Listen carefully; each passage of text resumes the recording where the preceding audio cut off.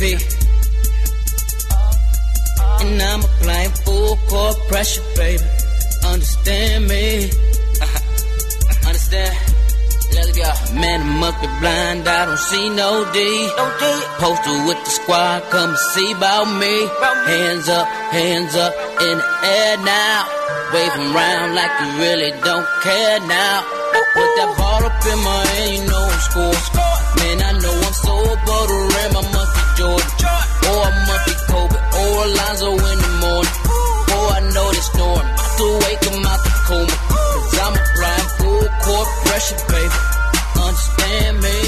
We are back for hour number 2 of Full Court Press Radio here on Sports Talk 10 the Team. I'm your host, Danny Thompson. Check me tonight with my main man, Paul Myers, and Marc Johnson of NBAFCPRadio.com. Big shout out to our man, Tone the Prince, for the theme song, Full Court Press, that you just heard in the background. And guys, normally we have Zach Oliver on for Orlando Pinstripe Post. He's actually at home tonight. He's at home with the flu. So get better, Zach. You know, Zach normally would call in. He's always a trooper tonight, but we declared him inactive. Him and Greg Popovich and half the Spurs roster tonight are also on the inactive list as well tonight. So Zach will be back with us actually in 2 weeks because the Magic, I don't know if it's going to be available next Tuesday because the Magic are actually having a home game against the Denver Nuggets, and he'll definitely be in the building. So if he's not back next week because of the game, he'll be back on in 2 weeks with us on the show. So speaking of the show going forward, we're actually going to be live at Pepe Bistro on April 5th, 2016. We're going to pretty much have more information as we go along with it. So we wanted to let everybody know that we're going to be at Pepe Bistro in the College Park area on April 5th, which will be the first Tuesday in April right after the Final Four. We want to give more information out and also want everybody to come out and attend. You know, we're going to have some drink specials. Also, we want all the fans to come in and check us out. Well, a little bit about Pepe Bistro real quick. They're in Uptown College Park. Also, join them on Saturday because they do an adults-only brunch for 21 and up for the mature crowd only with the best entertainment atmosphere. And it actually starts this Saturday, so check those guys out over at Pepe Bistro. You'll see some stuff on our Facebook page as well, too, because they're friends of the show. But back into the show and what we do best. Guys, speaking of teams that are doing their best right now, let's talk about the Memphis Grizzlies. Sure. A team that we thought at the deadline was just literally just giving players away. They traded Courtney Lee to the Charlotte Hornets in exchange for, it seemed like, a box of Bojangles chicken, the remnants of P.J. Harrison, a couple draft picks. They somehow acquired Lance Stevenson for Jeff Green, and they have, I think, the only team in the NBA that I know if I'm going into a bar fight, I'm taking with me Zach Randolph, Matt Barnes, Lance Stevenson, P.J. Harrison. This is the am I missing somebody off the list, Marc or Paul, of the guys that you would want to have your back on that team? No, I mean, Zach Randolph's number one. I mean, you got Zach Randolph. Yeah, I feel okay already. Yeah, me too. I'll tell you. When they're talking mess, I got Zach Randolph with who won it? Yeah. I'm looking at everybody's girlfriend. But here's the thing. With a team that's blown up their entire roster, their star player is out for the season, and Marc Gasol, you would think they're just pretty much throwing the towel in. No, these guys play hard, man. This has been a new trend in the NBA that's really been driving me crazy. Paul, you seem like you have something in your mind about that. You know what? Let Paul, take it over. Yeah, so this has been an issue for me. It's been a while, but it's really been noticeable this year. Teams not trying hard because they have talent, and teams that don't have talent try the hardest. It really, I don't understand it. It drives me insane. A team like Cleveland is winning off of pure talent. They're not playing hard on defense. They're not trying to play together. It drives me insane. Then you have a team like Portland. Portland is not that talented. No, they're not. No, to be number 6, I think it is right now in the West. Mm-hmm. Number 6 in the West with that roster. You have Damian Lillard, you have C.J. McCollum, and you have a bunch of guys that you could go to any high school gym and pick up. I mean, their roster is not good. They play hard. Mm-hmm. I'm going to tell you what. A team that's not getting enough credit for how hard they're playing, Phoenix Suns. It's a bad roster. They blew out the Orlando Magic last week. I was there. It was bad. They won 2 in a row. The Suns are playing hard. The Nuggets have played hard all year with a bad roster. Mm-hmm. The Detroit Pistons, have a solid roster. They can't put it together. They don't play hard every night. Mm-hmm. The Charlotte Hornets have been up and down. They've had injuries. Batum's been out. Al Jefferson's been out. MKG been in briefly and then back out. I mean, the teams that should be playing the hardest because they have the most on the line are not, and it drives me insane. You couldn't find a team in the 80s and 90s that wasn't playing hard. The bad teams played hard. The good teams played hard. The Bulls, the reason I respect it doesn't matter if the Warriors surpass the Bulls' record to me or not. Mm-hmm. The Bulls had much more to work against. The Warriors had people laying down for them every night. It's sad to watch. I don't even watch half of their games. I watch the highlights. And I love basketball. It's almost unwatchable this year for a lot of teams. The Toronto Raptors, not that talented of a team. They play hard. You know, an interesting thought behind this. Yeah, it's an interesting thought about the playing hard theory. You know, I was there. Me and Paul were both there on Friday night when we watched the Magic just pretty much implode at home. You know, Alex Lynn was the second coming of, I don't know, Kevin McHale. I mean, Bill Walton. I mean, Alex Lynn and Tyson Chandler looked like the Twin Towers against the Magic front line on Friday night. It was just plain awful. But the crazy part about it was they played awful to a team they're supposed to win. Then last night, they played one of their better games of the season.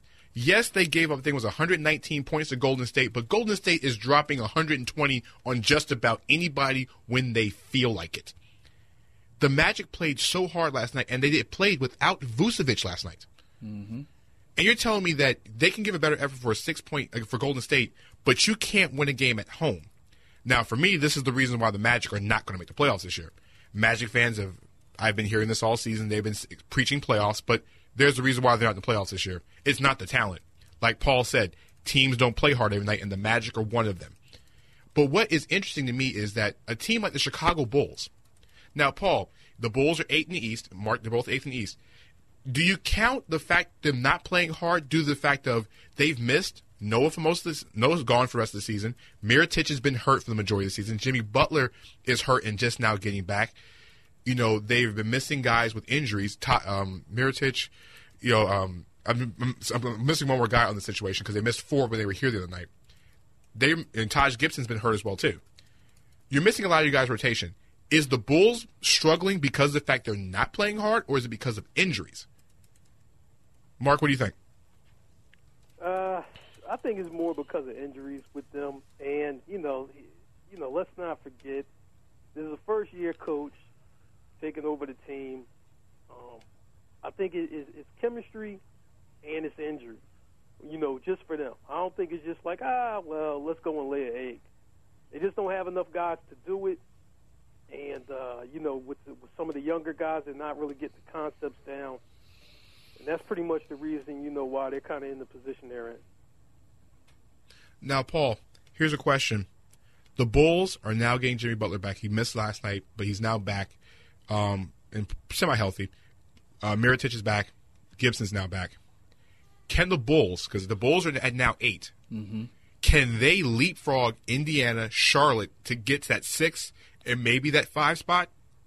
Or is it too late, or should they just play for Toronto in round 1? I would be trying to get out of that 8 spot.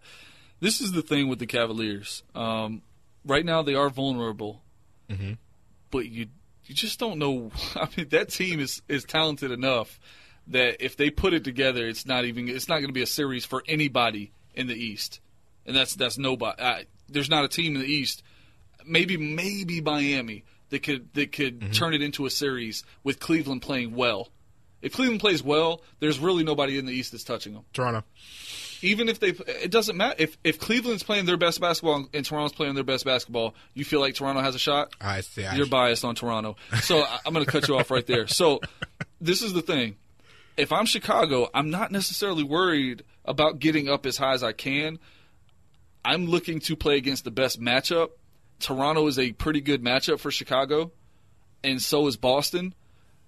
don't necessarily like Miami because Whiteside kind of affects Pau Gasol a little bit too much for me, and Pau Gasol has been a big part of that team's success. So if I'm them, I'm kind of looking to line up against Boston, Toronto, and that's that's it. And maybe Boston or Toronto, and then I'd be shooting against Cleveland last is what I'd be trying to do. So if they can get out of that 8 seed and slide up, then I like their chances a lot better. Mark, what are your thoughts about that? Well, first thing, I don't think Chicago's going to make it. Ooh. I just don't think so. I think, Indiana, will be in the playoffs. You think Detroit's going to take? Their better players will play well down the stretch at the right time. Of course, I'm talking about Paul George and rookie Miles Turner. I think they'll just end up playing better, than whoever Chicago will put out there. And I think they'll seal the deal for the playoffs. Just by them two guys alone. So do you think Chicago is going to make the playoffs, or that you just don't think they're going to get up to 7? I just don't think so. I just think that, with the injuries, well, this is the thing. It just seems like when you watch Chicago, something's off about them. Well, Chicago's at 8 right now, so do you think Detroit or Washington's going to supplant them, or? You know what? I think Detroit or Washington can get in there. Detroit, they're not playing well right now, so maybe not them. But maybe Washington might squeeze the Bulls out. I think, John Wall seems like he's really locked in. He's playing well. And if he can just get a couple guys to just run with him, just run with me, fellas, I think, Washington can get that last spot in there, and Chicago will get moved out. Interesting. We're going to take a break here on Full Court Press Radio here on Sports Talk 1080 Team. When we get back, Dwight Howard is interested in the New York Knicks. Go figure. We'll be right back. We'll pay some bills.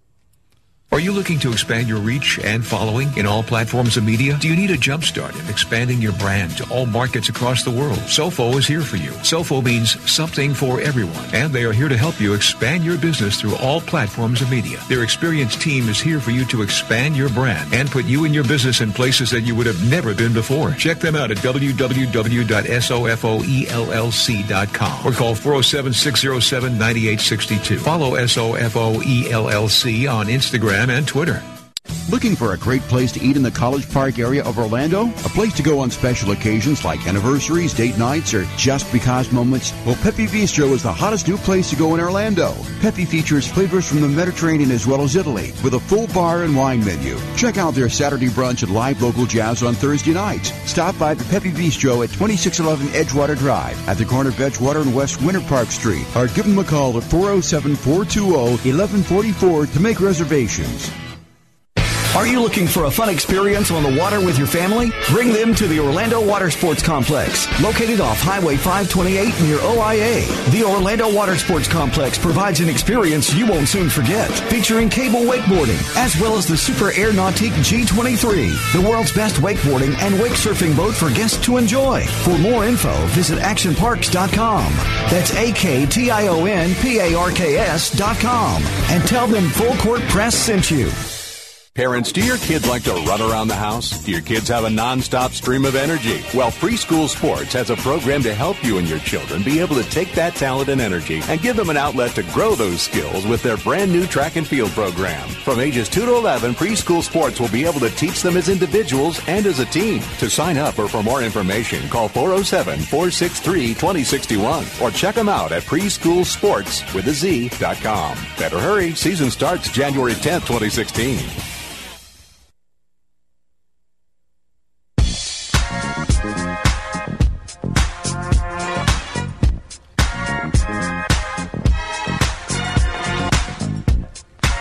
We are back for Full Court Press Radio on Sports Talk 1080 Team. I'm your host, Dan Thompson, checking tonight with my main man, Paul Myers. Yo. And my main man, Marc Johnson. What up?